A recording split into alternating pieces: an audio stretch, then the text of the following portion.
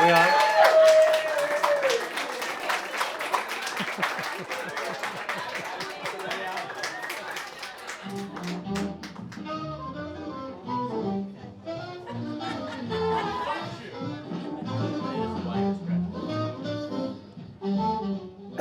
Hey!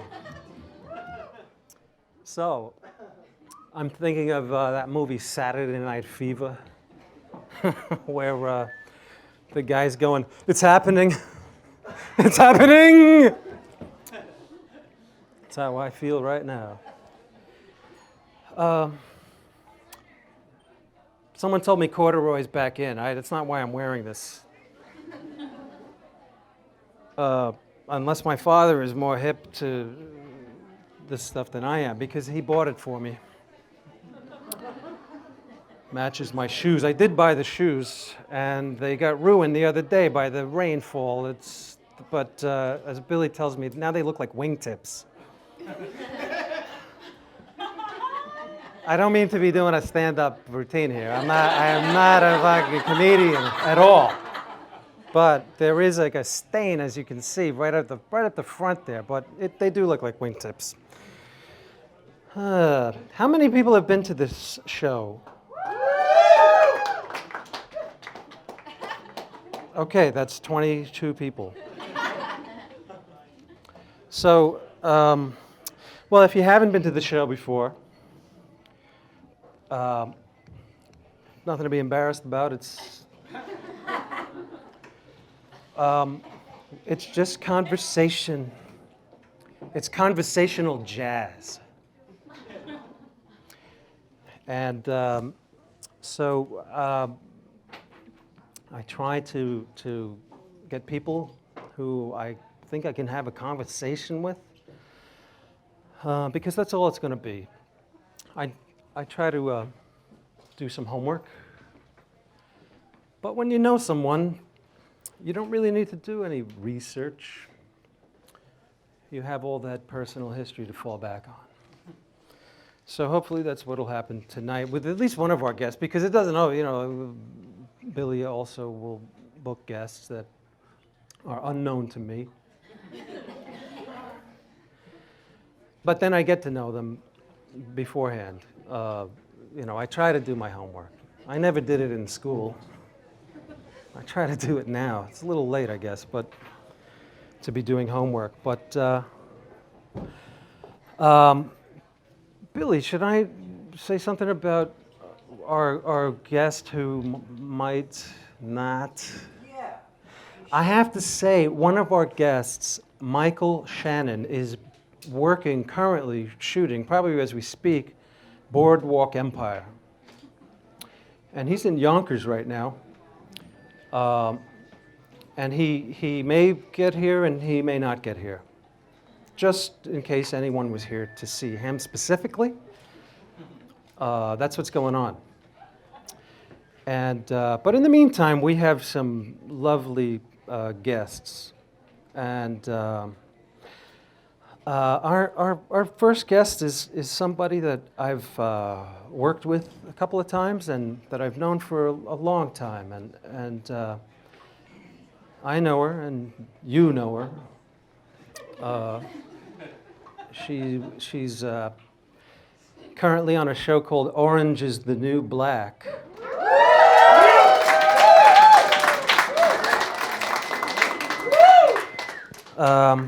And let's get this started. I'm just going to invite her up here, and we're going to do this thing. And here she is, Natasha Lyonne.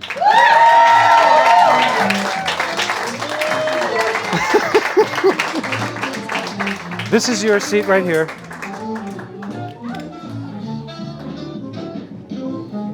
Thanks, Hi, Kevin. Hi, Natasha. Yeah. So I'm just going to say, Natasha and I, we're in a movie together. Two, actually. More than one, right? More than one. Yeah. But the one that really, it was called Slums of Beverly Hills. Mm-hmm.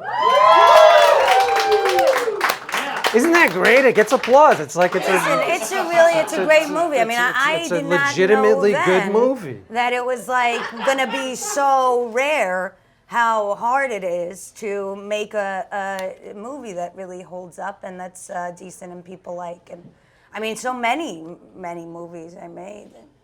I've never seen, no one else has seen, I don't even know if they came out, you know what I mean? But I'm sure you know what I'm talking about.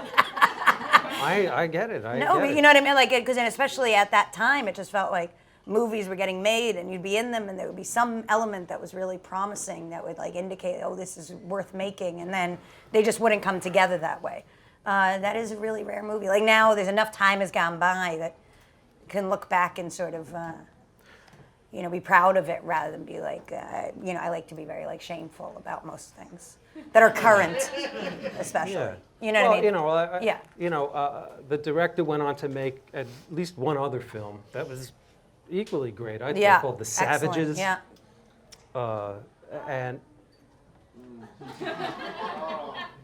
Philip Seymour Hoffman. Yeah. Oh, yes, that's right. Yeah. Philip Seymour Hoffman and Laura Linney. Great movie. Yeah. And similar, I had worked with Tamara Jenkins, the director. I remember I saw the short film that you guys did, right? Yeah, we made a short film. Yeah. This is prior to Slums of Beverly Hills. And, Tamara writes about her life. She's very, I guess, autobiographical artist. Sometimes she writes about her mother. Sometimes she writes about her father. Sometimes a brother. Sometimes her brother. Actually, yes, sometimes her brother. I was going to say all the time, but Was Marissa's character in Slums of Beverly Hills, is that based on a real person? That character I don't know about. Yeah, but I me do neither. know about your character. It's her. Is her. And Yeah. she, the short film that I did with her before Slums of Beverly Hills was about a mother and daughter, and the daughter was sort of the precursor for the character that you played. Can we talk about how we sort of met before we actually met? Is it okay? I'm gonna level because I it's don't an know that I interesting. totally remember this. Okay, so I mean, this you're a will be- huge this will- figure this will in just my be- life. I mean, genuinely, like, without Kevin Corrigan, I mean, so much of my personality is made up and really just stolen bits of me trying desperately to be Kevin. And there were many years that were pretty much like the Corrigan years where I would just be walking around doing impressions of him and not able to get work or keep friends. But no, because I mean, I was like this weird girl kind of like walking around making like, doing an impression of somebody. And it was, but you're just such a huge figure in my psyche. And yet I don't remember when we met. Is my point. I just want to like not, minimize. You did not need the added trouble of bringing me into your layers of psychological anything. I mean, Yeah, no, but you're deep in there. Your personality was so vivid and so vibrant. Maybe We I'll take met off my on jacket. the phone. We met on the. Huh? Don't worry about it. Okay. On the phone. On the phone, we have a mutual friend who had an apartment on Beverly Boulevard in Los Angeles. Michael Rappaport. Okay, I didn't know if we should His say. name is Mike. Just go ahead and say it.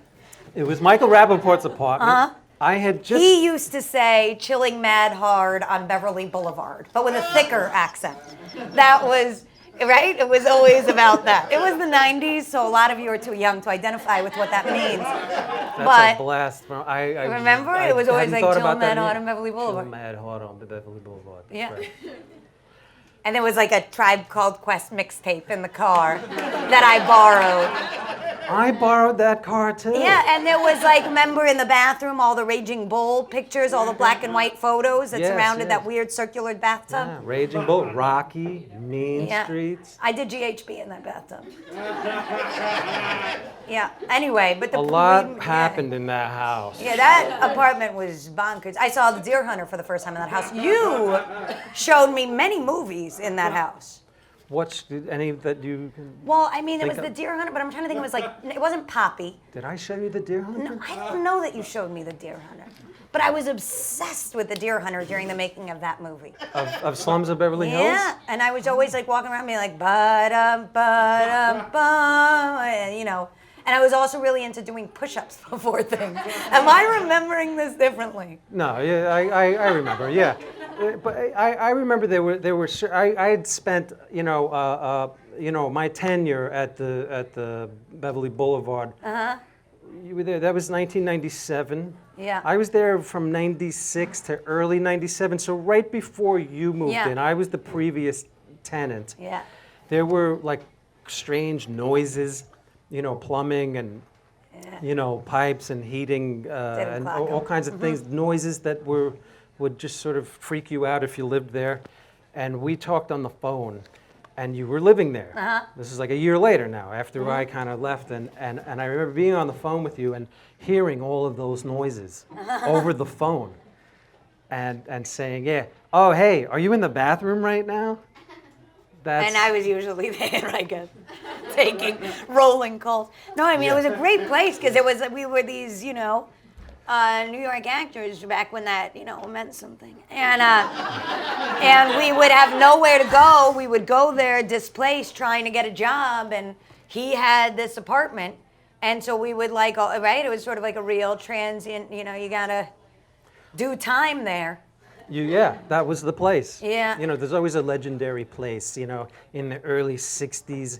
It was like Dave Van Ronk's house, and Bob Dylan stayed there and read all of Dave's books, and then someone else came in. Well, so many things happened. Probably as a result of being and because it was right, catty corner to the New Beverly, right? Is that what it is? Right. It was walking distance from the old. And so you'd be like in New York, and I'm a 16-year-old New Yorker, so I'm like, cool, I'll walk to the movie theater. It's across La Brea, whatever.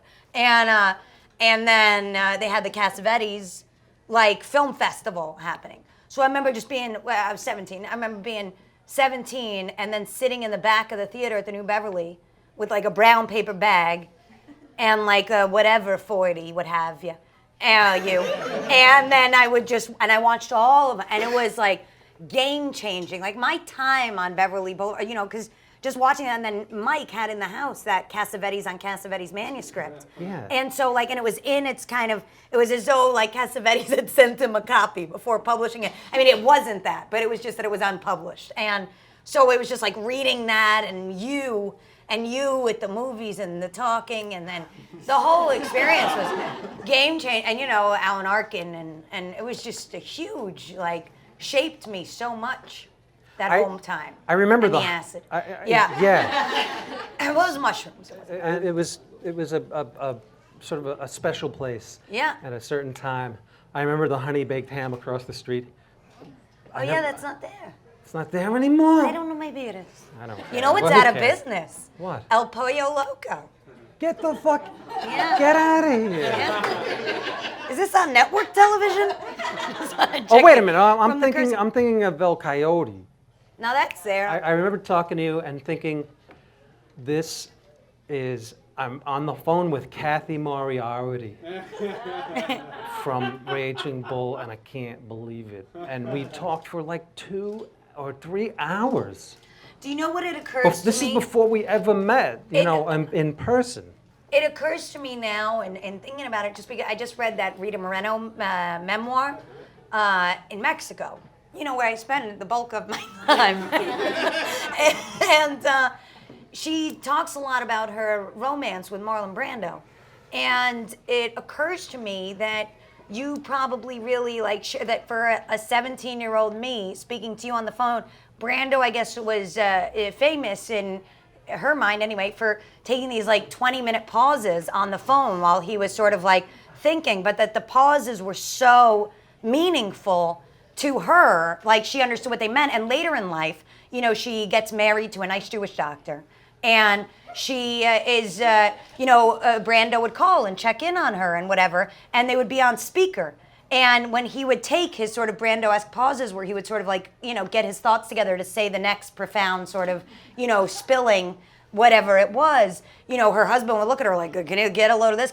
And it occurs to me that probably our conversations then, and now I'm thinking about them, were a lot of that. I feel like we'd both be in separate states, probably if several drinks in, and like music playing separately in our houses, or like you'd play me some music and we'd just sit on the phone and, you know what I mean? Like 20 minutes, but it was like important. I mean, youth. It was like pre-internet. It wasn't Yeah. like I could just email you the song. It was like, Yeah. listen to this. I'm going to hold Yeah. the phone up to the And then it was speaker. like, we're going to listen. And then it's like, we're going to sit and process what that song, and then we're going to talk about it. Yeah, yeah. You are a voracious, you have a huge appetite for literature. You read everything. Kind of. I mean, I used to. I used to be a really big reader.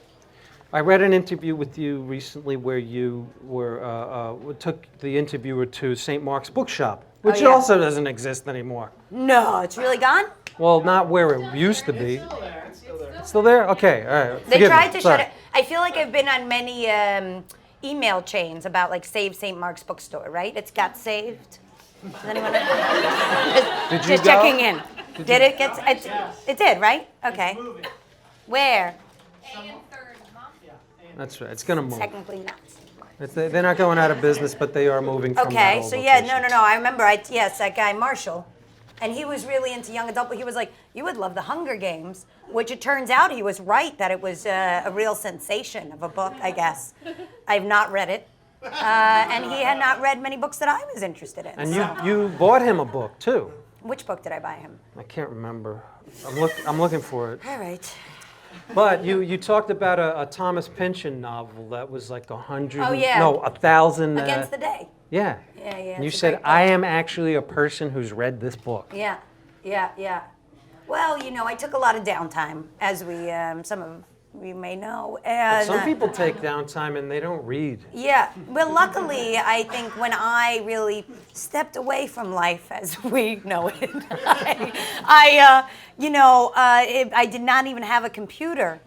And so I actually just, to pass the time would do nothing. But so when I found the Thomas Pynchon, I was like, oh, thank God. Here's like 1,000 pages I can get behind to give myself something to do.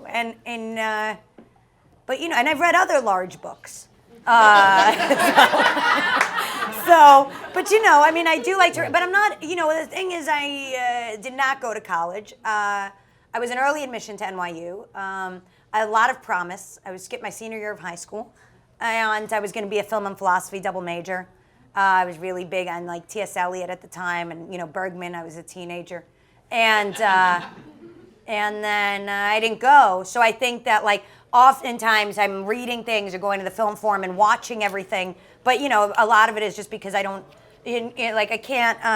Often when adults who are college educated are speaking, I really envy like somebody like a Christopher Hitchens or something, and I'll be like, oh, I wish I could speak like that on command, because they're so articulate and can really put their thoughts and really have a much broader scope. Like I feel like I have such limited information just because I only know about the things I know about, which is like movies, books, and music, and only the stuff I like. Like I don't really know how to like grasp or even like internalize kind of other information as easily, just because or write it down. I'm terrible at like some people send really fluid. You're a very good emailer. Some people send really like nice email, almost like it's correspondence. Like I'd be terrible at like Mary McCarthy and Hannah Arendt had wonderful like correspondence, or like an Ezra Pound and T.S. Eliot correspondence.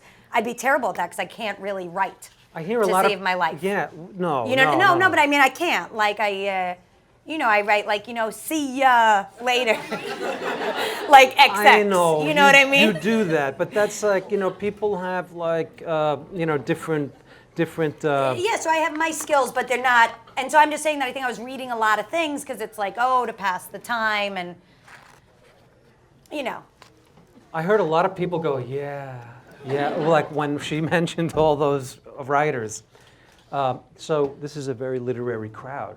We know what you're talking about. Yeah, I mean. They know what I don't know. I don't know what you're talking about, but they do. I wish, honestly, I think I'm really speaking about it a lot because I'm really very sad that I don't really do that anymore because of the internet. You don't read anymore? Not like Do you have a Kindle? No.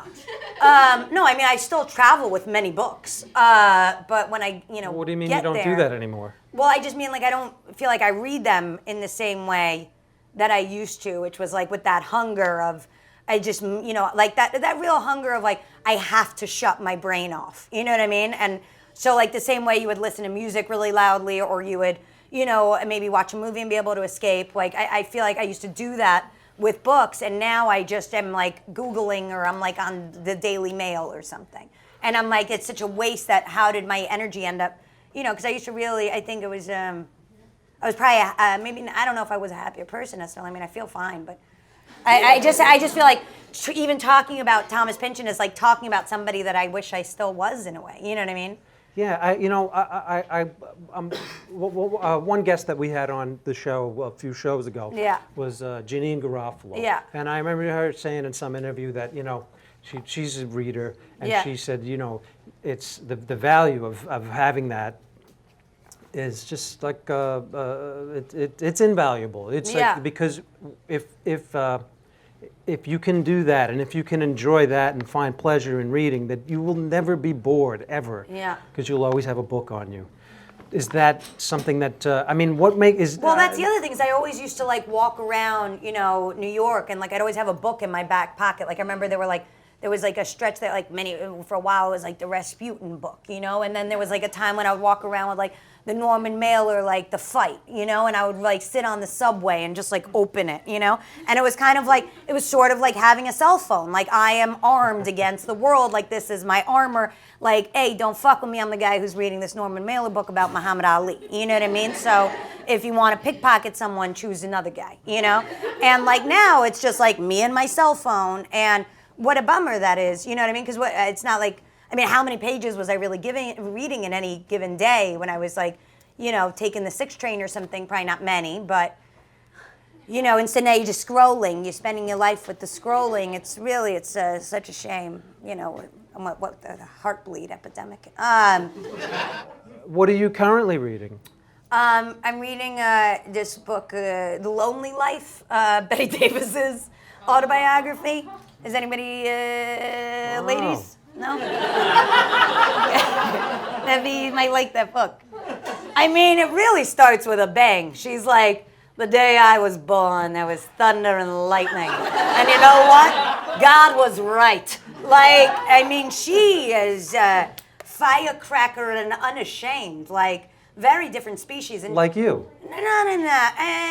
You know, not a neurotic Jew. So it's a very different animal. Like, as a child, I really identified with Betty Davis's strength. You know what I mean? As a child? Yeah, I was really into Betty Davis when I was a little girl. Yeah. But you know this, I was also really into like the few movies that we had in Israel, which were like, there was a lot of like, you know, Pacino, De Niro. It was a real tough guy, sort of a house, and I was really into Betty Davis. Anyway, so, but, you know, she's not at all sort of that thing of like, oh, please don't look at me, please don't look at me. Like, she's really just like, here I am, well, I'll take it. And that's not something I immediately identify with, you know. She also talks a lot, though, about like, you know, actors today, they all like Brando, again. Brando's a big theme and things I've been reading. And she's like, they try to just bring themselves, that's not acting. And then I felt very embarrassed, like that maybe like Betty Davis would have really thought that, you know, I was terrible at my job, essentially. Because you're bringing too much of yourself to your work? Well, I just think it's a very different sort of animal. Like, she talks a lot about, you know, how like dance helped her. And I, like, dance helps me pretty much not at all, my work. And, you know, yeah, she talks a lot about, you know what I mean, like the body, like you have to kind of like figure out who your character is or something. I mean, she does say that short of getting a lot of plastic surgery, no actor could actually completely bring something new each time to the role, but it just made me feel like she maybe would not love sort of modern acting and what it's become, this idea of like strip away and be sort of naturalistic, would not, like, I don't even know that Betty Davis would have loved Jenna Rollins, you know what I mean? I feel like maybe she would have been like, you know, give me the meat or something, like stop being so human. You know? Yeah, but, you know, I think it was over for, you know, the thrill was gone for Betty Davis by the time Jenna Rollins came along. She wouldn't have recognized what was special about them anyway. Yeah. I don't know that, you know, I just think of, there was like a story about James Cagney where he said James Cagney, anybody know who that is? James Cagney. We're old school here.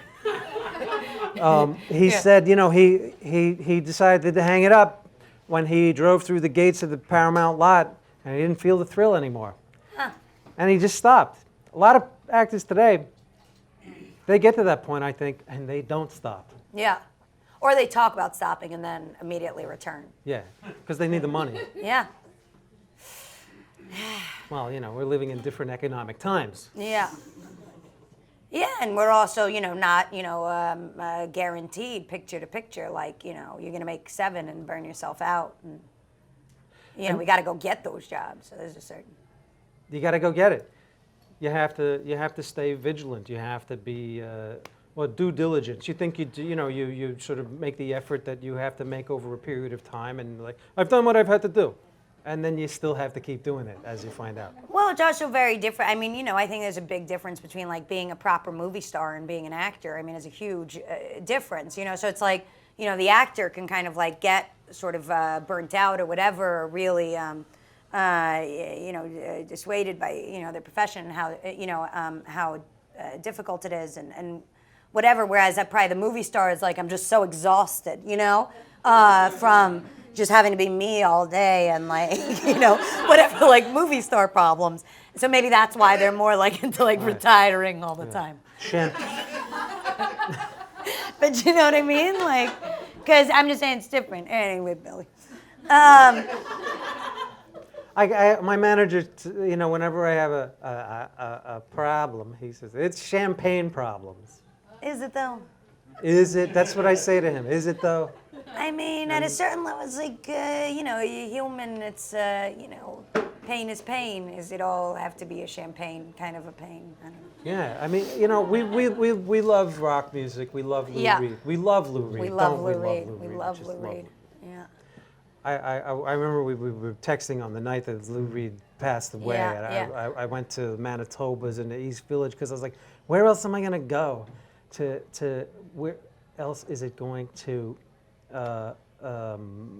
sort of mean something to be where other people care about this kind of stuff? And like, so I don't know. I just think that you're like, a spiritual descendant of someone like that, like Lou Reed, in what you do. So you're doing that on your new show now. You've sort of been. I mean, thank you. I should, be so lucky to hear that sentence in my life. And he said that to me that night. I was a wreck that day. I was really crying. I didn't cry that much when my mother died. I mean, it was so.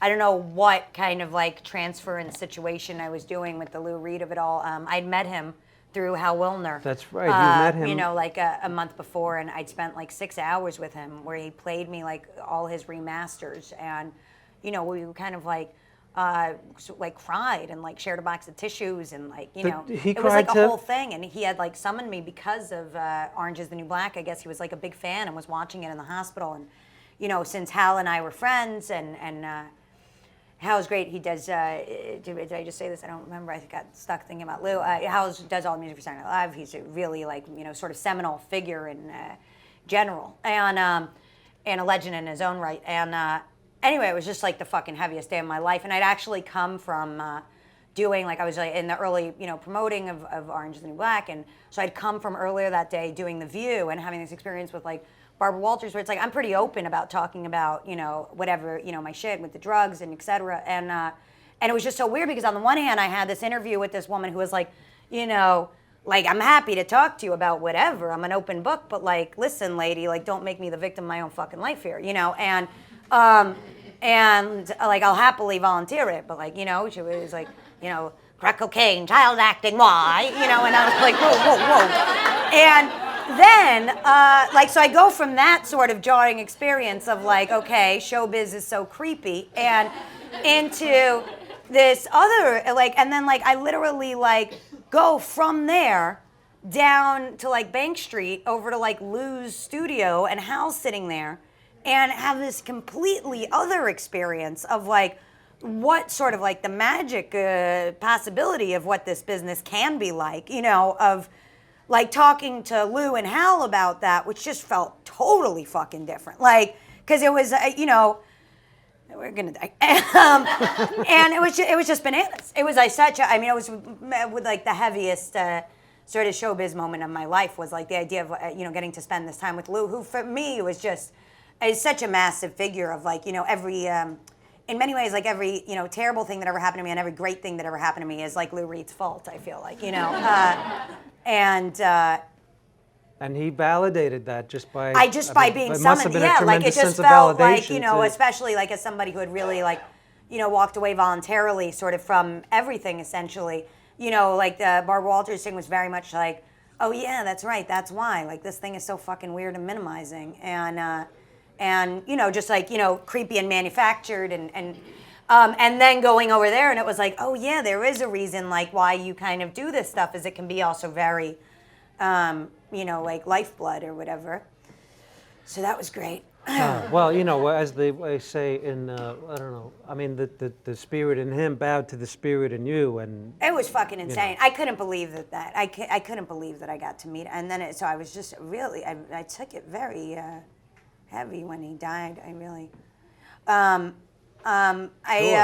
I do want to say, I mean, well, just because like the idea that like he can die, you know what I mean? It just for some reason it just feels like he's such an immortal figure, and just well, it's like George Harrison everything, said about like the aging and Beatles. that. It's like they give their nervous systems, as we do, as everyone does. But when you're in this business and you're trying to work at a level where your priority as an artist is to bring truth to your work, it takes a lot out of you, and the more sensitive you are, the greater the risk. Yeah. So. Well, I feel like you. I know we're going to wrap up, but I just, I really felt it was while talking to Taylor Schilling, who I guess you'd worked with a little bit, and who was the actress that you had sent us the email about, like, Brando and the actress that he liked so much. Do you remember? Oh, Kim Stanley. And I just feel like you're this figure that's really been very generous. Like how many people that you've impacted without which. They wouldn't be anything resembling who they are, because they wouldn't have known like where to look for the information, So I'm very grateful to you for that, Kevin, and I know I'm not alone in that. Hey, thanks. I appreciate that. It's a real gift to make people like want to look at things that they would otherwise not know of. Well, thank you so much for being here, Natasha. Great this is meeting you. Natasha Lyonne. Thanks. Wow. That went okay. And now, I did not know who these women were.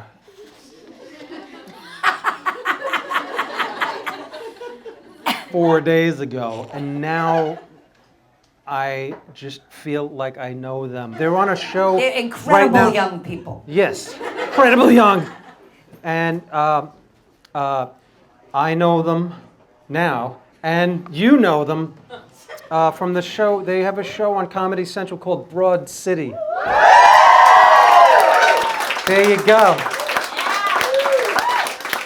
Oh my God, the stars and creators of Broad City, Abbi Jacobson and Ilana Glazer.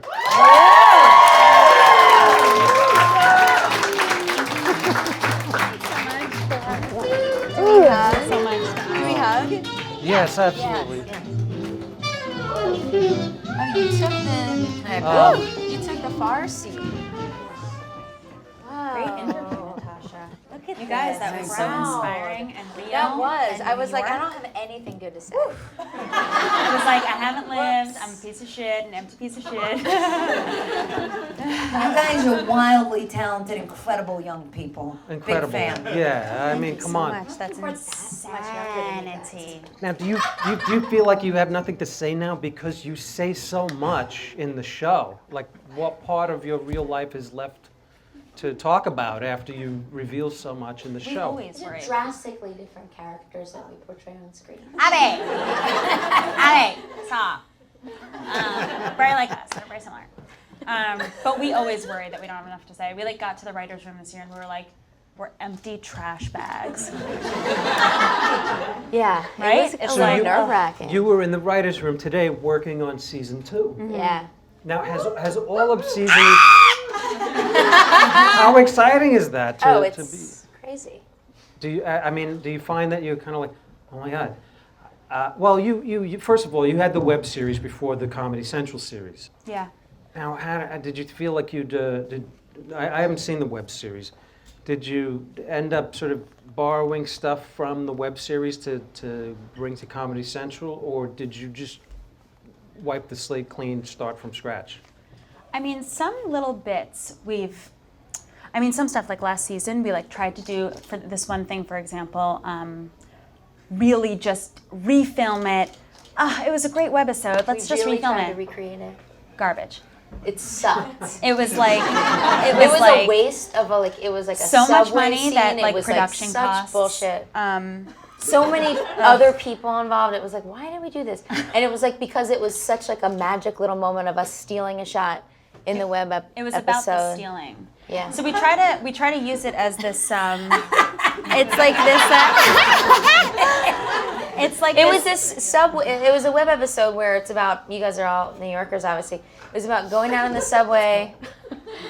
Someone snorted at that. I guess you're not a real New Yorker. I don't know, but it was about going down in the subway and seeing someone you know and like not really wanting to like have to ride the subway with them. Not because you don't like them. No, you need to be at the end of the train because you're going on. You need to get out on the north end. Nothing against them. It's just like whatever. You have like So a we were like, plan. this is a moment we need to put in the TV version.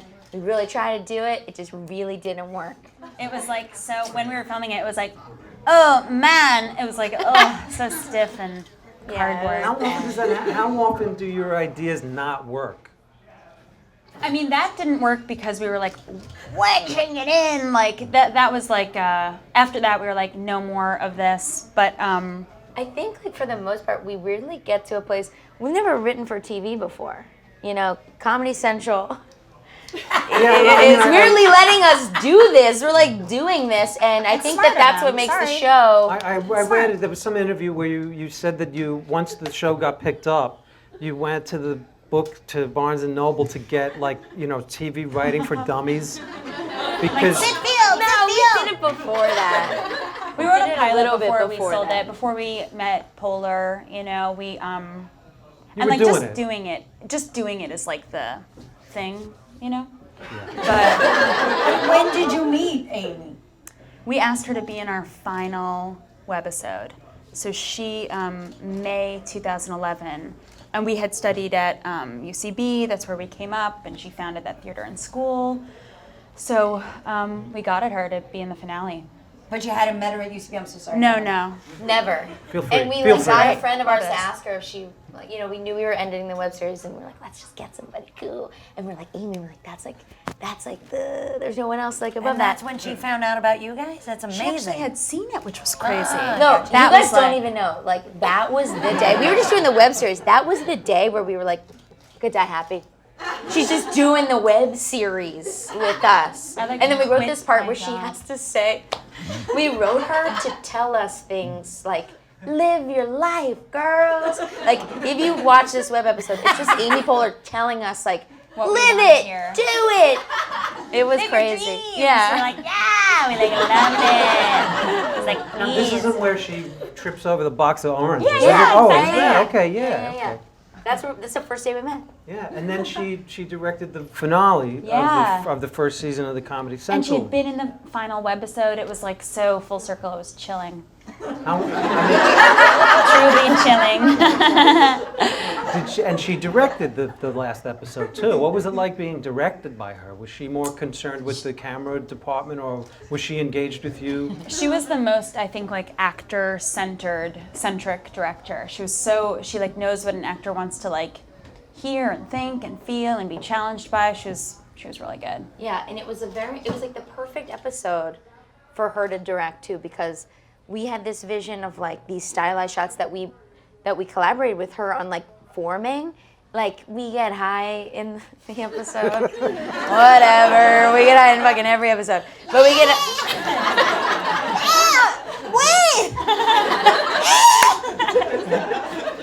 Oh my god, we get high in the episode. And she had this like great idea. You know what I mean? Like, she was just really excited about playing with the form and like because the episode is very different from our other episodes. It's almost a bottle. And we're like in this restaurant talking at a table for most of it. So how can we make it still interesting and engaging. I just wanted to just throw off some of the lines that I wrote down while I was watching it. You know, I'd be Dream, like, by the way. This is unreal. oh, I gotta write. It's unreal. He swore to God. You know, what are you, Christian, dude? Oh yeah. I forgot. This is our first web That's from our episode. first webisode. Oh, Yeah. really? So Yeah. this goes back. So Yeah, you this did goes back. pilfer from Yes. your web, from the web Nothing page. except for that one. Nothing except for that line. Oh yeah, we did. That's just an ongoing thought Theme. theme.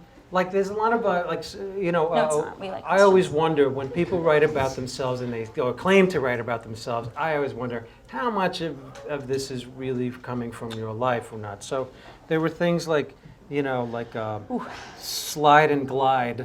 That's a thing. Is that something you that you- experienced, right? Well, that was a thing that like my mom had gotten off of like it was like the commercials for like what are the infomercials for these things, and it wasn't what we did, but when we were coming up with a class, like I did hand out flyers for Equinox, which is what Solstice is based off of. I handed out flyers on fucking 44th Street for like the Times Square or whatever, Grand Central, whatever, but. To get a membership, right? I got a free membership. They're like, you're the cheese board girl, aren't you? I didn't have a cheese board, but know. like I had to get rid of all the flyers. It's very. You guys should just take flyers when you see it, because like it's a. You lose some of your soul every time someone doesn't take a flyer. But this was based off my mom. There was like a sheet of like plastic, and you wore little booties, and you would like slide on this thing, and that's what I thought that we were getting. But there are these little gliders. That's what we ended up getting, and that's like usually the new it comes thing. with almost a yoga mat, but a slippery one that has like stoppers at the end. We like look, you know, Google okay, hold this, but you get the same effect with like. It's almost like those beach things that have Velcro and you like throw a little ball. It's like that, but for your feet. Ugh. really I've hard. done the kind that's in your show at really Crunch. fucking hard, right? Yeah. How is it? It's not great, you know, but like I've done it. It's core. Yeah, it's also it's like one of those really, like most exercises, really minimizing. You know what I mean? That you're like, I'm a person. Like when I'm not in here, like I'm listening to Lou Reed and now I'm on the sliding glide. It's one of those exercises. You know what I mean? Like most. It's like your leg might slip out and you're That's like, funny, man. Yeah, but you're just like, you know what I mean? Yeah, off balance. That's funny. Or like, you know, like any exercises with jumping. Minimizing. yeah. You know what I mean? Those are the worst. No, thank you. Like in a public Past jumping. the B cup, you don't do jumping exercises. Right? B, you're like still fine. But yeah, I mean, that's Sports excellent bras acting were- in that scene. Remember when she has to do when she like doesn't get to teach the fucking class? Okay, actually, the night Yeah, before, you do a wonderful job in that scene. But listen to this. she had Yeah. norovirus the night before. What's that? Puking. It's when you puke for 24 hours. Okay. Puking. Finally stops puking, gets an hour of sleep, comes to set, and like crushes Because I couldn't the cancel. It was scene, all bitch. my day. At the gym, it was fucking the gym day, and I was like, I can't Crushes cancel her scene. production. What am I fucking? And how I can't funny do was that. The fake. I'm like, I cancer get to lady? do the. Yeah, it was. Miriam Tolan. It was the jump rope, she's it was another like. What hero else of was ours. that day? I just wanna know how Almost good you are when everything you're in the sick. gym. I get thrown in the Also face. Every the gym- pilot, I every get thrown in the gym scene. face. She I did. do the water Norovirus. cooler. Excellent work. And maybe I'm my best version of myself when I'm sick. I don't think so. Have you ever had that happen, Kev, where you're like, oh my God, I'm sick, and it's like I'm so much less present that I can do such a better job, kind of, because my brain isn't as loud. Hungover. Yeah, that's true. Wow. That's true. I've done some of my best work hungover. No way, really, for real. Yeah, for real. Like what? Because you have to focus more. Yeah, it's just like kind of there's Wow. nothing left. I fucking burned every bridge. My whole life is over. Except for this one piece of business that I have left to do. That's usually on a low budget movie too.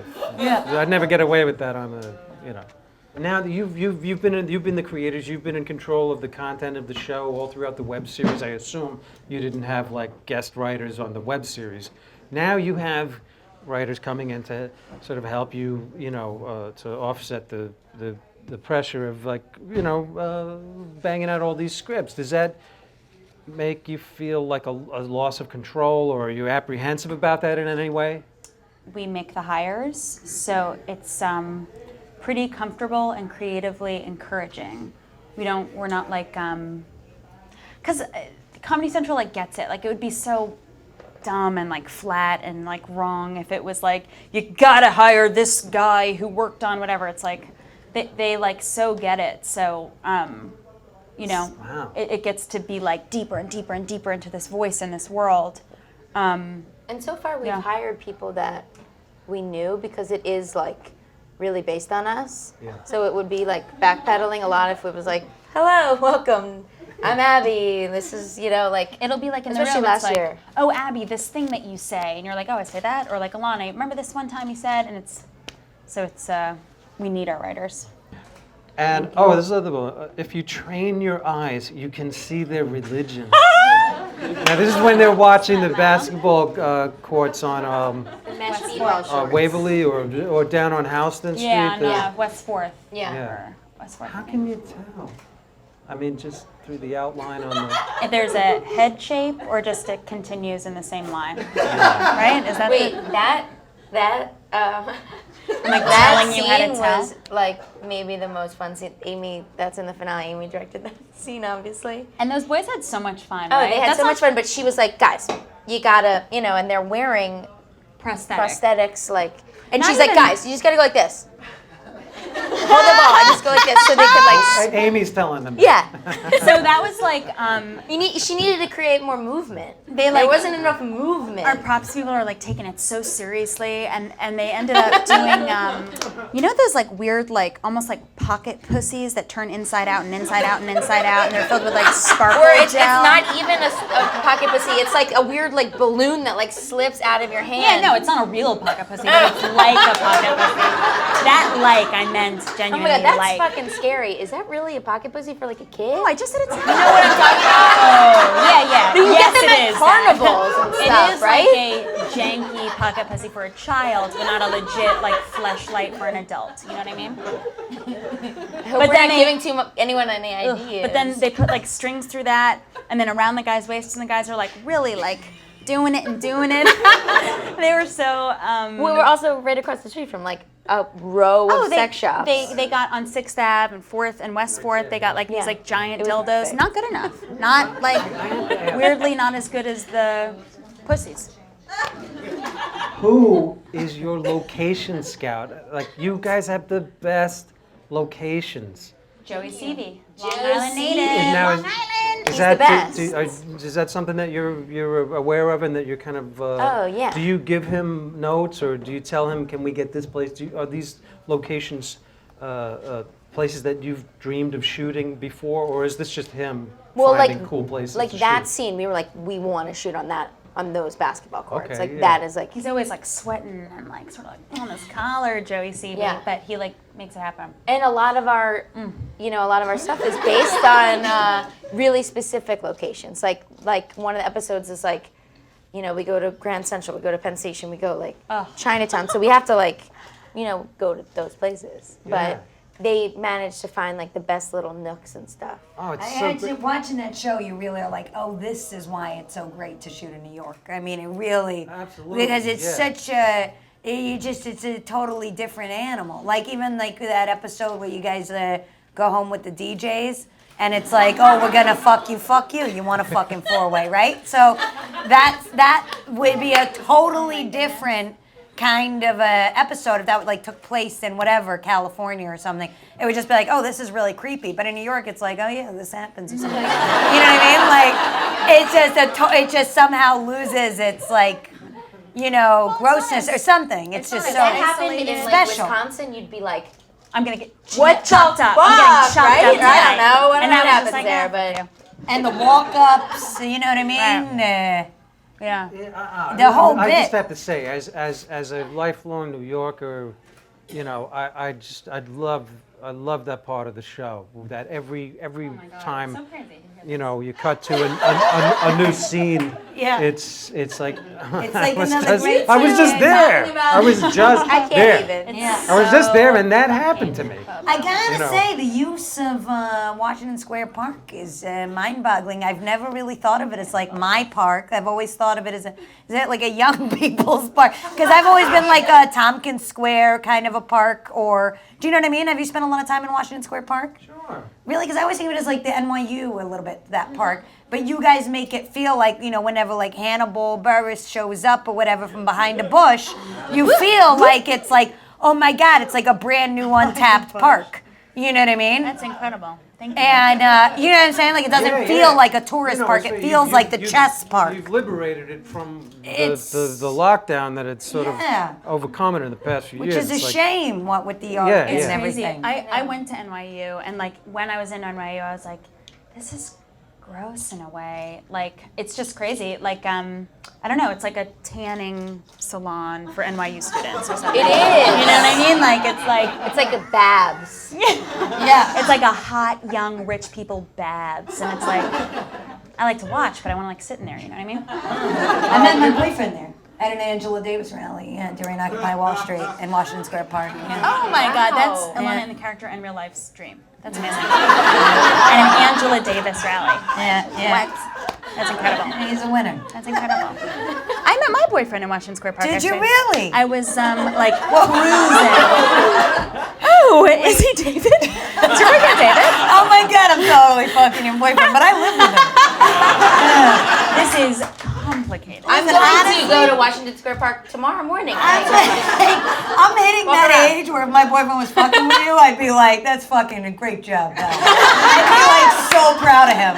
You know what I mean? And, That is so sweet. I'd be like, I just want to fucking watch That the, is so the internet or whatever. You know what I mean? Like That I is gotta, so sweet. gotta watch Blacklist. Fucking hit the That's road. my jam too, though. I'd be like, good job, dude.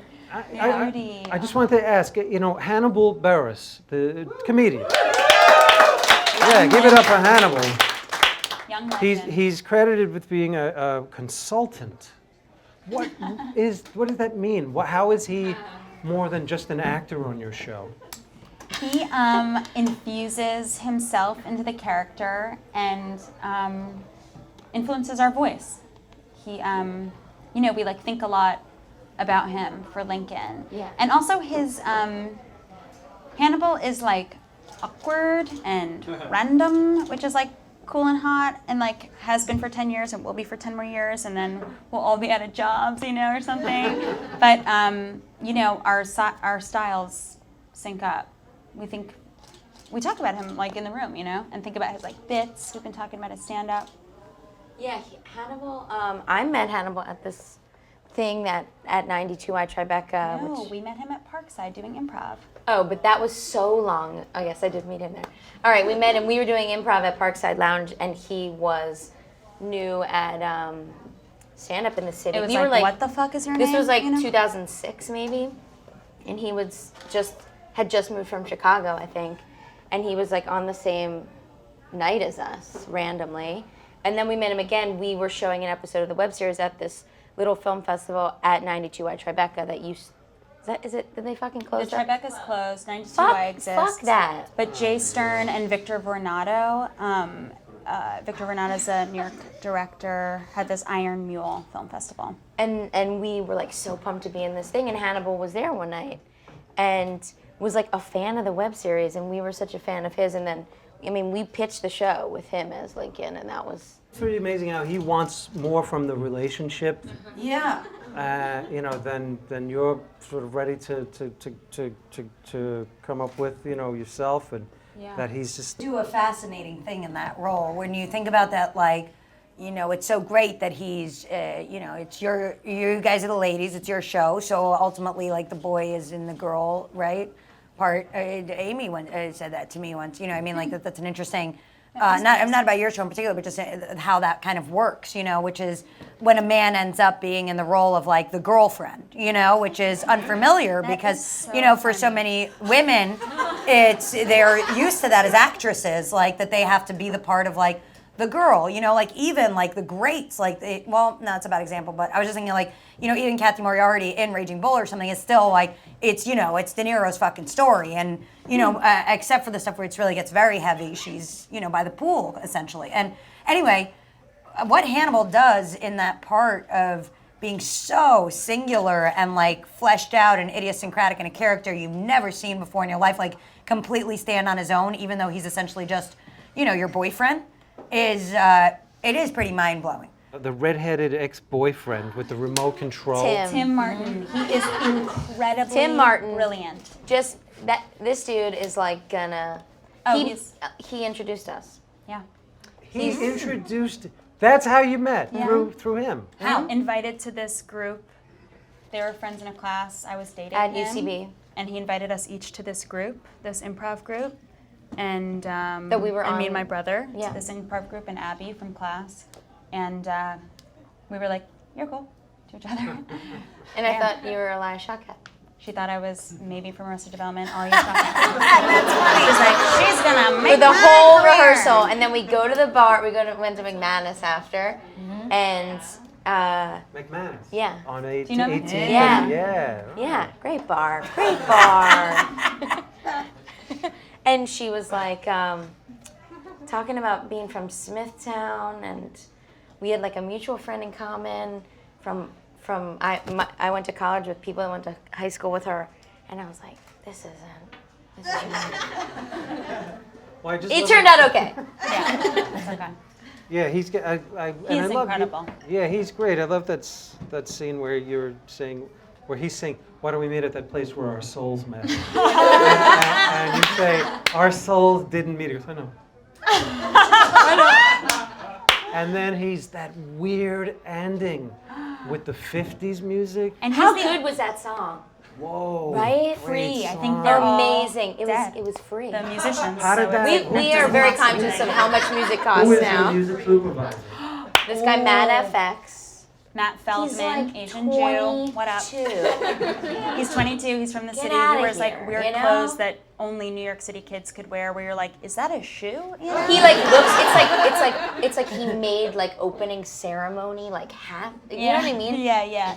He like wears like church hats, not really, like southern. But like, his church hats, I'm shoes just are like kidding. that, But he's like kind that cool. He like DJs. He's so cool. But he finds these bands that, you know, in the show, every once in a while we have an expensive song that is like based completely around the scene. Like we did this like music video that was started like from the bottom. The Drake. yeah, Yeah, and we like needed it to be that song. So like all the other songs are like just underground, like new artists for the most part that he found.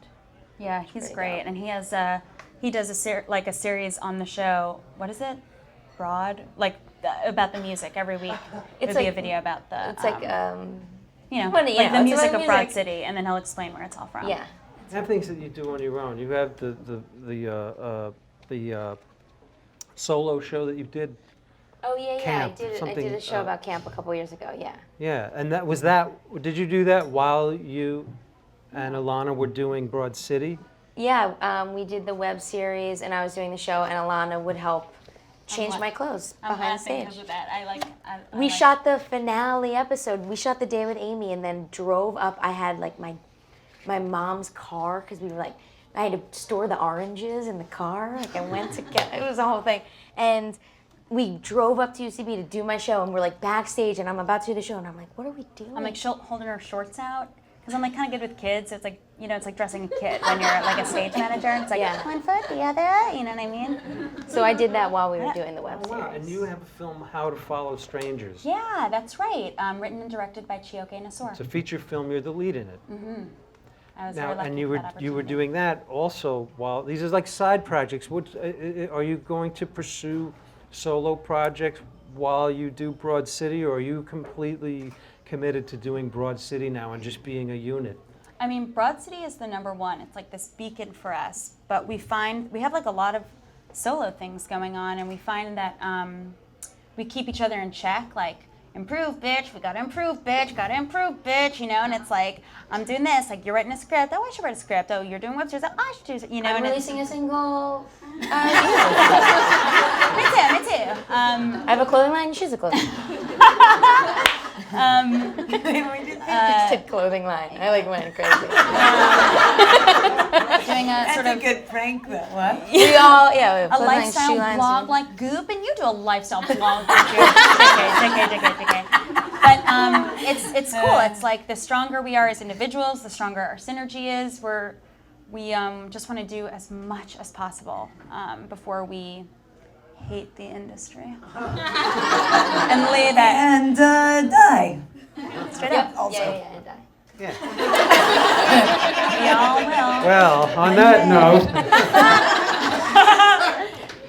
thank you so much for being here, Ilana and Abbi. Thank you for sharing this evening with us. What an honor. What an honor. And and thank you all for being here. Thanks so much. This is Thank you so much. so great. That's our show for the evening.